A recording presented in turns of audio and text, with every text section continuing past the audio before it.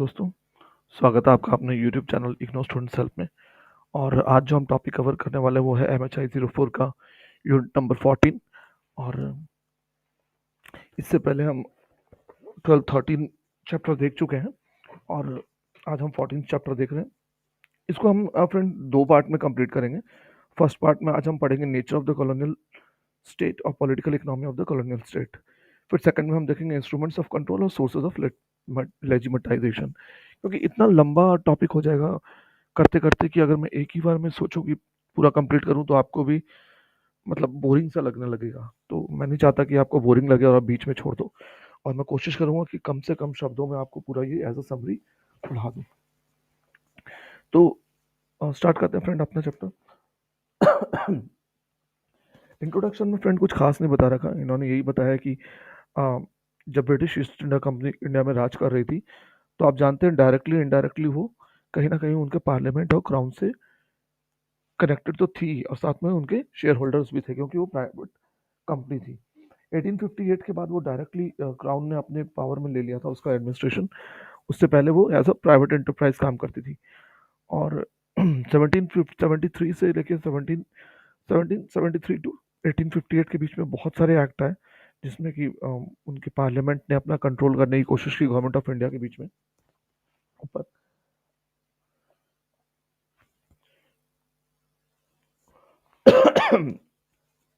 तो इनका मेन मकसद था कि हम किस तरीके से अपने फ्रंटियर और बाउंड्रीज की टेरिटोरियल बाउंड्रीज की जो है सिक्योरिटी कर सकें, है ना। इनका यही मकसद रहता था और उसके लिए कई सारे गवर्नर जनरल्स ने कई सारे अपनी पॉलिसीज लाई, कई सारे एक्ट्स आए जो कि कई बार इंडियन के लिए थोड़े बहुत फेवर करते थे और थोड़ा बहुत और ज़्यादातर टाइम उनको हैम्पर ही करते थे इंडियन राइट्स वगैरह को। तो हम जानते हैं ऐसे बहुत सारे राइट्स एक्ट्स थे जो इंडिया के अगेंस्ट में थे और यूरोपियंस को फेवर करते थे, यूरोपियन ट्रेडर्स को फेवर करते थे, खास करके ईस्ट इंडिया कंपनी को।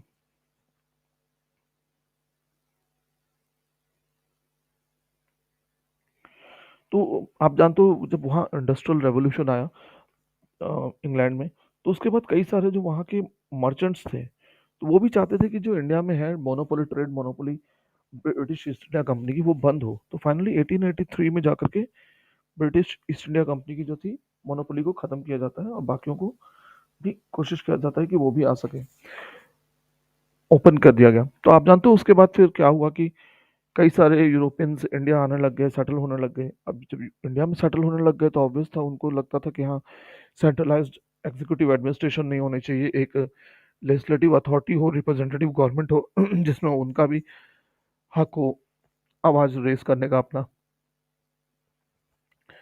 तो साथ ही साथ इंडिया में उन दिनों न्यू मिडिल क्लास उभर के आ रहा था, न्यू लैंड एरिस्टोक्रेसी उभर के आ रही थी। आप जानते हो जमींदार वगैरह बहुत सारे थे, तो इन सबकी डिमांड थी कि रिप्रेजेंटेटिव लेजिस्लेटिव अथॉरिटी हो इंडिया में, है ना, जो हम रिप्रेजेंट करते हो।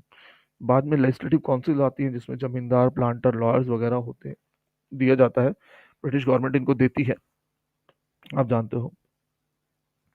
लेकिन इससे हुआ क्या कि ये जो जमींदार थे प्लांटर थे लॉयर्स थे, ये लोगों ने अपना ही फायदा उठाने लग गए, है ना। और इससे जो एग्रेरियन थे, जो मतलब बेचारे पीजेंट क्लास के थे, उन पे और ज़्यादा दबाव बढ़ने लग गया। तो उसको काउंटर करने के लिए फिर जो एग्जीक्यूटिव थी गवर्नमेंट, उसको आना पड़ा, कई सारे एक्ट्स लाने पड़े और प्रोटेक्ट करना पड़ा अपने राइट्स को, है ना। राइट मतलब पीजेंट्स वगैरह को। हालांकि ब्रिटिश पॉलिसी में बाद में उन्होंने अलाउ किया बहुत सारी पॉलिटिकल एसोसिएशंस कॉन्स्टिट्यूट करने के लोग। इसी में इंडियन काउंसिल एक्ट ऑफ 1892 आता है जिसके तहत कि इनको बजट में बहस करने की भी परमिशन मिलती है इंडियंस को, साथ में वो क्वेश्चन भी पूछ सकते थे। ठीक है, ये दोनों पावर दी जाती है।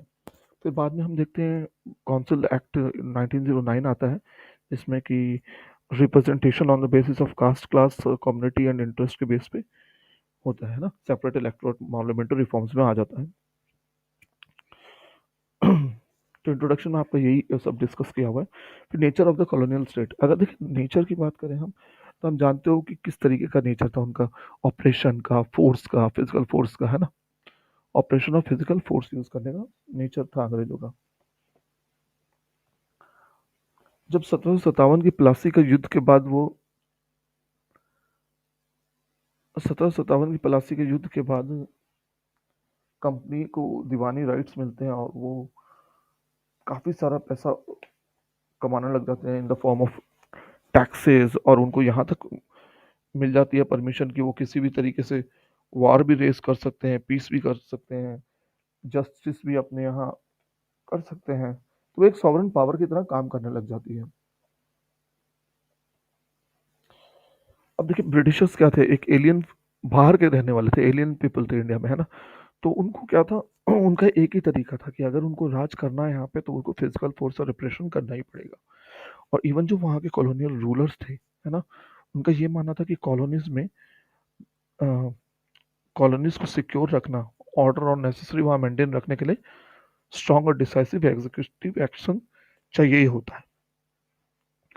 इसका एग्जाम्पल बहुत सारे हैं जहाँ पर फोर्स बहुत ज़बरदस्त उन्होंने यूज़ किया, जैसे कुका अपराइजिंग था 1872 का, जलियांवाला बाग आपने जानते हो।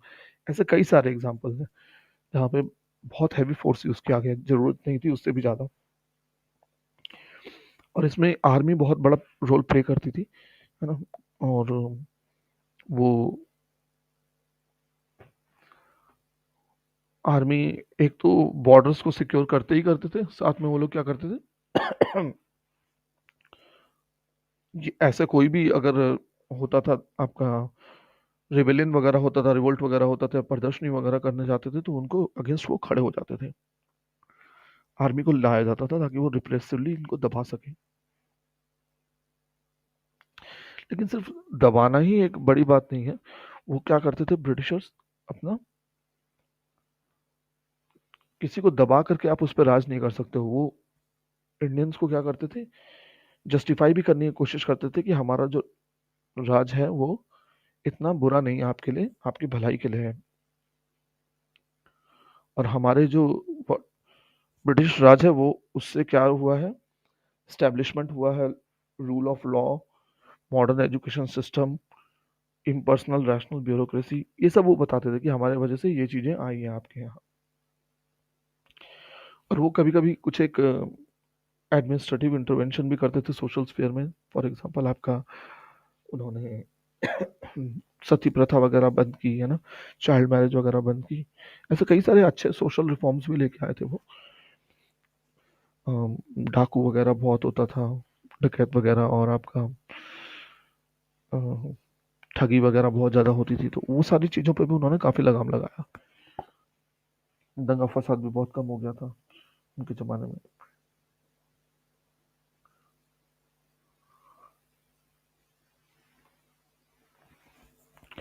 इससे ये नहीं छुपाया जा सकता कि हाँ वो नेकेड फोर्स का भी यूज़ करते थे जब ज़रूरत पड़ती थी।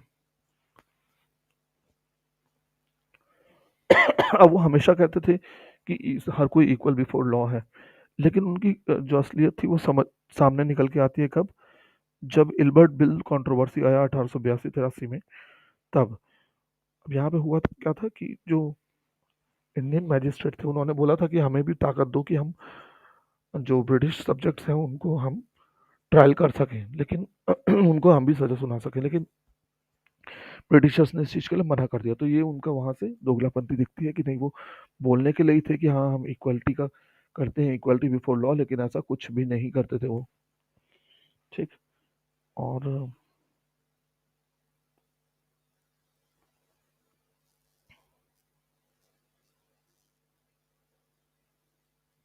उन्होंने कई सारे ऐसे लॉ लाए जहाँ पे ना कोई सुनवाई होती थी, ना कुछ होता था। आप जानते हो जैसे कि वर्नाकुलर प्रेस एक्ट था, आर्म्स एक्ट थे, जहाँ मतलब डायरेक्टली वो लोग क्या करते थे, सजा सुना देते थे और जेल हो जाती थी।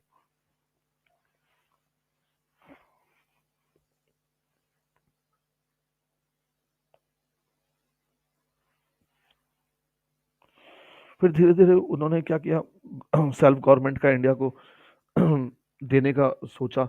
लेकिन इनिशियली वो उस चीज़ के लिए मना करते थे कि नहीं, इंडियन को सेल्फ गवर्नमेंट का, हम रिप्रेजेंटेटिव सेल्फ गवर्नमेंट डिनाई करते थे। कहते थे कि ये लोग कॉम्पिटेंट नहीं है, इंटेलेक्चुअली इतने मेच्योर नहीं है ये लोग, स्टैब्लिश नहीं कर पाएंगे रिप्रेजेंटेटिव और अकाउंटेबल गवर्नमेंट। जबकि देखो हमारे यहाँ तो पहले से ही गवर्नमेंट चलती आती थी, पंचायत वगैरह, हम लोग पहले से ही लोकल गवर्नमेंट थी हमारे यहाँ तो इनका ये कहना बिल्कुल ही गलत था। हालांकि 1860-70 में थोड़ा सा होते हैं लिबरल, और ये म्यूनसिपैलिटी डिस्ट्रिक्ट बोर्ड वगैरह लाते हैं इलेक्टेड मेंबर्स के थ्रू।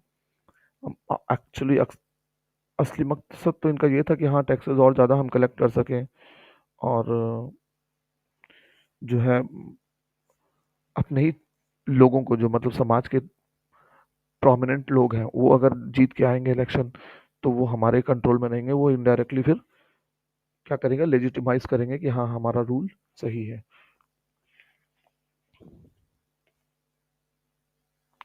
फिर बाद में इन्होंने कास्ट सेंसस भी कराया है ना, और कास्ट सेंसस के बाद फिर क्लासिफिकेशन किया और लेजिटिमाइज किया अथॉरिटी ऑफ द ब्राह्मण्स। ये सारा एक तरीका था कि हाँ जनता को प्लीज करके रखना, एक है जो मजबूत सेक्शन है उसको प्लीज करके रखें, वो अपने फेवर में रखें, ताकि कोई बड़ा रिवोल्ट नहीं हो सके।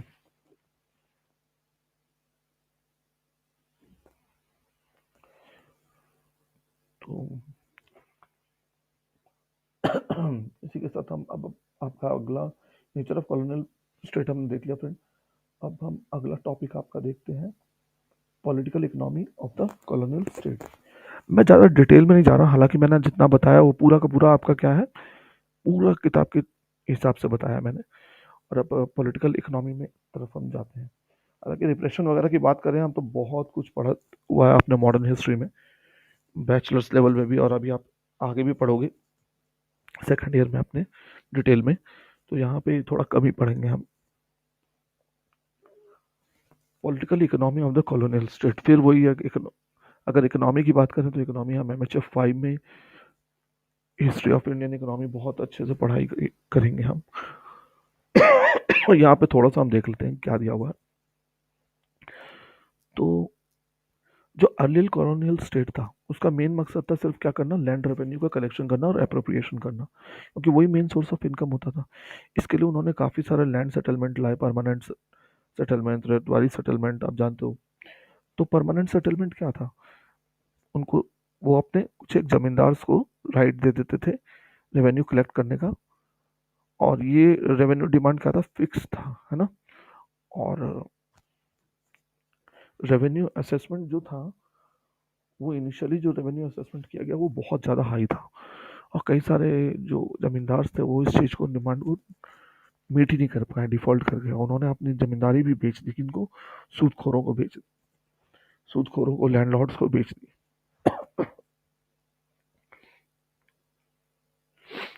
तो इसके लिए जमींदारों को क्या करते थे ब्रिटिशर्स, एक्स्ट्रा उन्होंने क्या दे रखा था, इकोनॉमिक कर्सिव पावर्स दे रखी थी कि किसी को भी जेल भी कर सकते थे, या किसी को बेदखल भी कर सकते थे उनकी जमीन से, है ना। लेकिन ये चीज मद्रास और मैस- मद्रास प्रेसिडेंसी के लिए ये वाली नहीं थी, settle land settlement system. Madras और बॉम्बे प्रेसिडेंसी में दूसरी चलती थी। वहां रेतवारी सेटलमेंट चलता था, और वहां पे क्या था, रेतवारी सेटलमेंट में ये फिक्स नहीं था कुछ भी, हर 30 साल में चेंज होता था, जो भी टैक्स फिक्स किया जाता था उसको।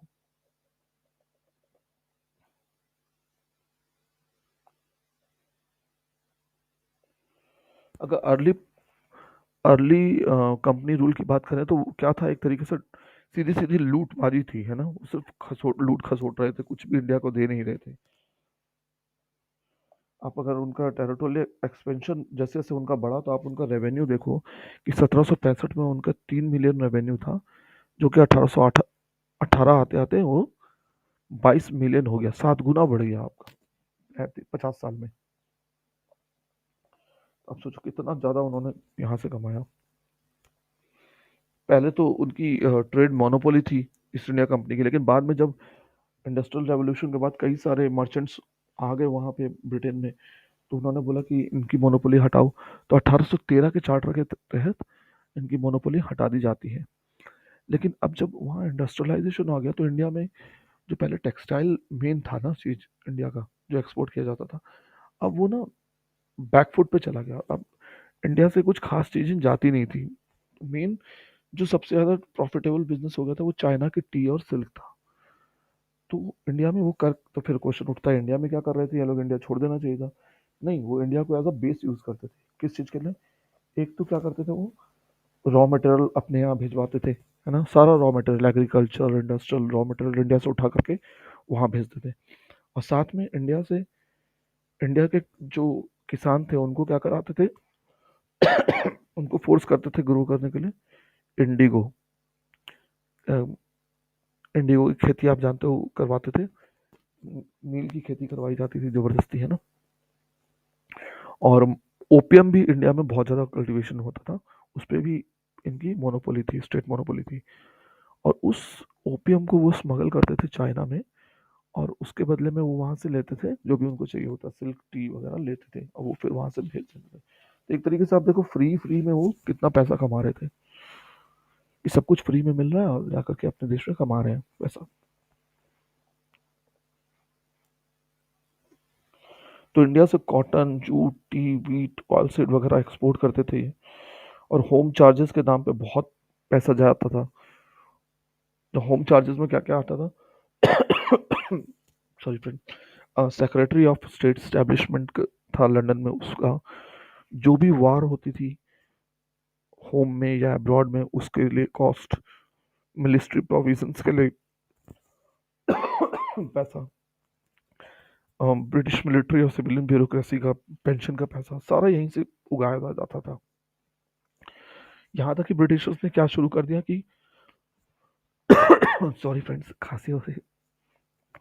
यहाँ तक कि ब्रिटिशर्स ने ब्रिटिश रेलवे कंपनीज तक को बुलाया इंडिया में कि आप रेलवे कंस्ट्रक्शन करो इंडिया में, और हम आपको 4 से 5% का एनुअल रिटर्न गारंटेड देंगे।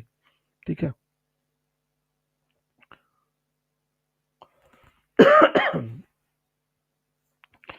तो इस तरीके से आप देखो, इन लोगों ने इंडिया में लूट मचा दी। यहाँ तक कि इंडिया की जो वैल्यू, मनी की, करेंसी की वैल्यू थी, उसका भी डिप्रिसिएशन किया और डिप्रिसिएट करके यहाँ से काफी ज्यादा फायदा उठाया।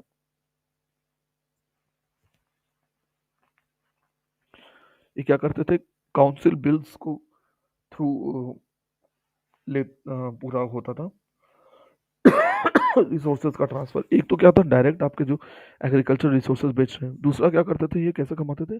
काउंसिल बिल के तहत कमाते थे। जो ब्रिटिश बायर इंडिया में चाहते थे खरीदना इंडियन गुड्स को, उनको स्टर्लिंग या पाउंड दे करके काउंसिल बिल्स खरीदने पड़ते थे। फिर वो काउंसिल बिल ला करके ब्रांचेस में देते थे, वहां से इंडियन रुपी इनको मिलता था। फिर इंडियन रुपी से ये फाइनेंस करते थे प्रोडक्शन, और जो सामान वामान खरीदना हो एक्सपोर्ट के लिए वो सारा लेते थे। ठीक है ना? और फिर अंग्रेजों को क्या मिलता था? वो इंडियन रुपी तो इन अंग्रेजों को फिर वापस मिल जाएगा एज अ टैक्स, और ये वापस से वो खरीद लेते थे ब्रिटिश काउंसिल, ये काउंसिल बिल्स। तो इस तरीके से ये ओवर एंड ओवर एक पूरा साइकिल चलता रहता था इनका कमाने का। अब मेन एम तो इनका ये था कि हाँ, इंडिया का मार्केट को खूब एक्सपेंड किया जाए, है ना? और इनके जो प्रोडक्ट्स मैन्युफैक्चर होते हैं, फिनिश प्रोडक्ट, उनको यहाँ बेचा जाए। लेकिन पंगा क्या हो गया कि यहाँ पे लोगों की परचेजिंग पावर बहुत लो हो गई थी एग्रीकल्चर प्रोडक्शन, क्योंकि पॉपुलेशन ज़्यादातर एग्रीकल्चर में डिपेंडेंट थी, और इनकी लो पर कैपिटा इनकम तो ऑब्वियस था। तो इससे इनका एक्सपेंशन हो ही नहीं पा रहा था, इनके जो मंसूबे थे। तो इन्होंने क्या किया, अपना एम्फेसिस को शिफ्ट किया। अब ये क्या करने लगे, कॉमर्शियल क्रॉप्स उगवाने लगे, इरिगेशनल कैनल्स का नेटवर्क इन्होंने बिछाया। फिर रेवेन्यू डिमांड भी थोड़ा कम कर दिया इन्होंने। तो एक टाइम पे बूम आया था एग्रीकल्चर में, है ना? ट्रेडर्स और मनी लेंडर्स ने खूब पैसा देना शुरू कर दिया कॉमर्शियल क्रॉप्स के लिए। लेकिन फिर धीरे धीरे 1990 की जो बाढ़ फैमिन्स वगैरह आई, उससे बहुत नुकसान हुआ और सूदखोरों का बहुत फायदा हुआ। तो अंग्रेज हमेशा कहते हैं कि हम इन्हें इंडियन रेलवे को वो डेमोन्स्ट्रेट करते हैं कि as a modernising force of colonialism है, लेकिन वो क्या था, उनका अपना इकोनॉमिक और मिलिट्री इंटरेस्ट था। वो क्या करते थे, मिलिट्री इंटरेस्ट, जैसे कि कहीं भी देश में अगर कुछ हुआ रिवोल्ट वगैरह, तो वहाँ वो मिलिट्री भेजने के लिए फटाफट आर्म भेज देते थे, अपनी आर्मी ट्रेन से। और कॉमर्शियल यूज कैसे करते थे वो उसका, कि जो देश के इंटरनल एरिया में जो एग्रीकल्चरल रिसोर्सेज थे या मिनरल रिसोर्सेज थे उसको वहाँ से लेकर के पोर्ट सिटी तक पहुँचाते थे। हालांकि इस चीज़ ने थोड़ा सा इंडिया का सोशल मोबिलिटी और यूनिफिकेशन, पॉलिटिकल यूनिफिकेशन में भी मदद की, लेकिन मेजरली उनका मकसद तो यही था कि हाँ, हम अपना किस तरीके से फ़ायदा देख सकें। तो ये था फ्रेंड आपका, हाँ, आज का टॉपिक। होप आपको पसंद आया हो। थोड़ा सा मैंने फास्ट भी किया है और थोड़ी तबीयत भी ख़राब थी, गले में दर्द हो रहा था, इसलिए मैंने थोड़ा फास्ट बोला हूँ। और होप आपको मेरी कोशिश पसंद आई हो। तो थैंक्स फॉर वॉचिंग। चैनल पे पहली बार आए हो तो प्लीज़ लाइक और सब्सक्राइब कर लेना। Thanks for watching. जय हिंद।